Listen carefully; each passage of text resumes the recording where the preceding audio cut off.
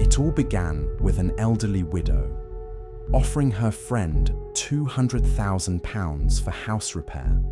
She withdrew her offer, but little did she know that a few months later she'd end up dismembered in a suitcase.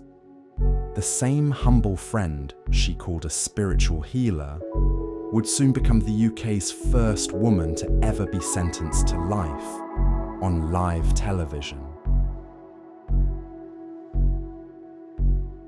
August 2020, just a year before tragedy would strike, the 67-year-old Mee Kuen Chong, a widow of Malaysian descent, also known as Deborah, met the 38-year-old Jemma Mitchell at the Emmanuel Evangelical Church in northwest London. What should have been a bond of shared faith instead became the tool Jemma would use to deceive her. Deborah was suffering from paranoid schizophrenia, a condition that can distort a person's perception of reality and increase fear, confusion, and dependence on others for guidance. People with this diagnosis often rely on a small circle of individuals they feel safe with. This made Deborah especially vulnerable to someone who presented themselves as a trusted friend and spiritual healer. Deborah was described as innocent and childlike by her community. Jemma Mitchell, who appeared as a devout and humble Christian, quickly gained her trust. Deborah saw Jemma as her spiritual healer, her savior. She made her believe that she was married to King Charles and that they were communicating through YouTube. This is how deep Jemma would go to gain control over every aspect of Deborah's perception. Jemma had also studied osteopathy at King's College in London, a practice focused on the body as a whole, using manipulation of muscles, joints, and bones to relieve pain and restore balance, blending science with subtle healing that didn't only make her a more trustworthy figure, but also a more capable manipulator. But why would Jemma just manipulate an elderly woman and delude her just for the sake of it? Jemma Mitchell wasn't a pointless sadist. She was a cold, calculated sociopath. She had a £4.2 million house in Willesden, inherited by her father. It was generational, making it intrinsically valuable. Jemma and her mother, Hilary Collard, had been planning to add a second floor to their house. They trusted two builders, the names of which remain unknown, but the work was left unfinished. The two builders were paid the total amount £230,000 by Jemma Mitchell and her mother, but left the house in an awful state. Roof missing, scaffoldings everywhere. Their house looked more like an abandoned war zone, worse than ever before. The text exchange between the two women show that Deborah had a strong relationship with Jemma at the time and cared for her deeply. When she heard the news, she was deeply overwhelmed. Without hesitation, Deborah offered Jemma the total amount of £200,000 for repair. Jemma took that for granted. They'd spend months talking over this. Jemma was obsessed over the house and furious about the scam. But her emotional weight was also being carried by her empathetic friend. Jemma's obsession, stress, and grief was making Deborah feel equally uncomfortable and distressed. A few months later, Deborah made an unexpected decision. She withdrew the long-standing promise, carved into Jemma's mind. Deborah's messages read, "Until you sell your house, I won't want you to come to me or my house. And more construction will cost more money you don't have." Instead, Deborah told Jemma to sell her house and enjoy the money. Cold silence followed. Texts stopped. Jemma, filled with fury and a feeling of humiliating betrayal that grew day by day, couldn't let her dark shadow linger any longer. The only thing she had in mind was revenge, blood, and money.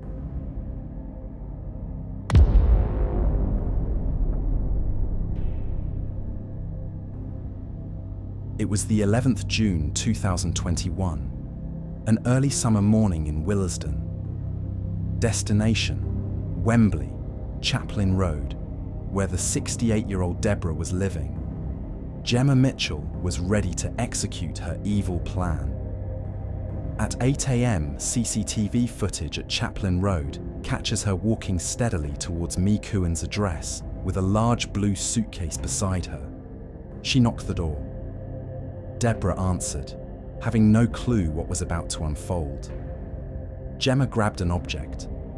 With a sudden violent motion, she struck her in the head, fracturing her skull deeply. The poor Deborah laid on the floor motionless.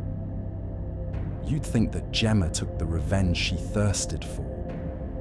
But for her, blood was far from enough.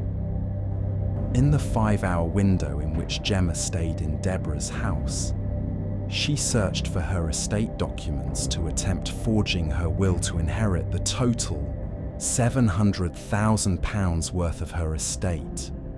Another recently deceased neighbour's documents were also taken allegedly, but that's not confirmed.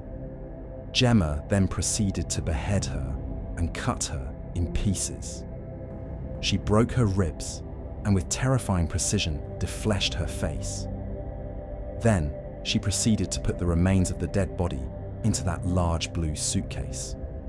Multiple CCTVs captured her again at 1 p.m. She appears with the same large blue suitcase, visibly bulkier, and with a black, smaller one.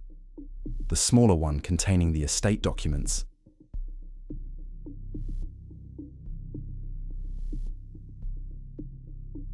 CCTV catches her again at around 4 p.m, entering her home with only the blue one. Minutes later, she leaves, once again, still carrying the suitcase. She was clearly anxious and seemed to know little about what she should do next. Reports also say that the suitcase also appeared in a neighbour's shed. Little did Jemma know that all the movement left traces of evidence everywhere. In that same day, Mitchell made a false report via email to a missing persons charity and sent a WhatsApp message to Ms. Chong's lodger saying the 67-year-old had gone to spend time with her family for a year to clear her head. At the 13th of June, the police came to Jemma's house asking for Deborah's whereabouts. She told them that she hadn't seen her for 2 weeks, while at the same time desperately trying to find a plan to hide the evidence. On the 26th of June, Jemma decided to hire a grey Volvo XC40 car from Hertz. She put the suitcase containing Deborah's remains in the car and then drove off, heading to the woodland off Bennett Road near North Sands in Salcombe. About 2 hours in, roughly 115 miles from Willesden, CCTV footage from a service station near Bristol captures her again. Her front left tyre had blown out. Then, she continued heading to her final destination. Once she arrived, she abandoned Deborah's remains in the woodland and returned home. Just the next day, on the 27th of June, 2021, a couple casually going on about their day, walking their dog in the park, noticed something unusual. They had stumbled upon the remains of Deborah. Immediately, they called the police. Emergency. Hi, I just found a body. Oh, go ahead, caller. What's your emergency? I just found a body. Right, okay. A body, is it? Are they breathing? No, they're dead. They look like they've possibly been there like a few days or something. With some flies and stuff. Right, okay. Bear with me a second. Let's pop this on. What's the road? Yeah, what road are you on? I'm in Salcombe. You're in Salcombe, sorry. Let me have a look. I can populate, hopefully, where you are. So, Bennett Road, are you quite near the harbour? We're up from North Sands Beach. Hang on, we'll just look at Google Maps. Oh, okay, yeah, so I can see North Sands Bay. Bennett Road. Bennett Road, yeah, you are on Bennett Road. Police secured the area to preserve evidence and prevent contamination. The body was found wrapped in plastic and partially covered with foliage, with the head a few meters from the rest of the remains, clearly showing decapitation. Officers conducted an initial assessment at the scene, photographing and documenting the position of the remains. The body was taken to a morgue for forensic examination. Identification was completed through dental records, confirming the deceased as 67-year-old Mee Kuen Chong. Forensic teams noted the severe decomposition and trauma to the body. Consistent with dismemberment, police found blood traces matching Chong inside Jemma Mitchell's home and car, which had already been part of ongoing investigations.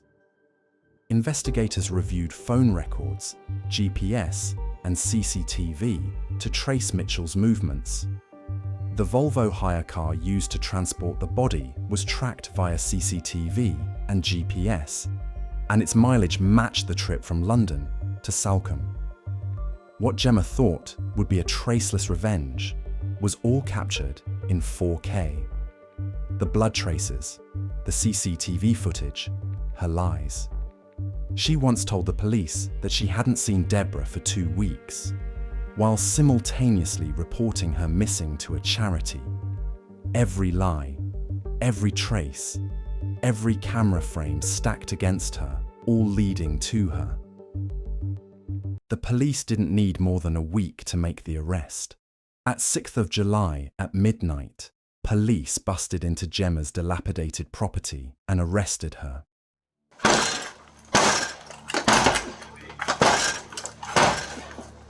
Police! Hello there. Hello, how are you? Yeah, good. There's no answer. Sorry, what's your name? Sorry, we were asleep. You Jemma? Yeah, I am. Okay, Jemma. Just could you hold a second? Sure, sure. Come on, hold a second. Sorry, can I ask Gemma, do you want to come up? Yeah, sure. Yeah, I just want to see them. Hand just over to your hands. Alright, Gemma, at this moment, I'm arresting you on suspicion of murder. Okay, you don't have to say anything, but you may have a defence, do not mention one question, something which you later rely in court. Anything you do say may be given evidence, okay? Once you're in the cuffs, Am I allowed to... I'll go explain everything to you. Okay? Should I get some Yeah, shoes sorry. then? What? If you want to one sec. Inside? Who's inside at the moment? Mother. Your mother? Okay. Is it? If you want to... Oh, can someone lift that up? Yeah. Let's step back inside. Is anyone else inside? Just your mum? Yeah. There is someone else inside, No, or just that's your just mum? my mum, yeah. Alright, do you want to... Should I bring her out, or...? Bring her in. Bring her for a minute. Right, yeah. we're just going to come in for a sec. She was then interrogated by the police. Driving the Volvo, waited in the car all that time with the windows down and the front door open, the passenger door open, when it was literally chucking it down with rain and it was windy. Why is that, Jemma? No comment. The car stank, didn't it, Jemma? No comment. Stunk of a dead person. No comment. Stunk of Deborah's decomposing body.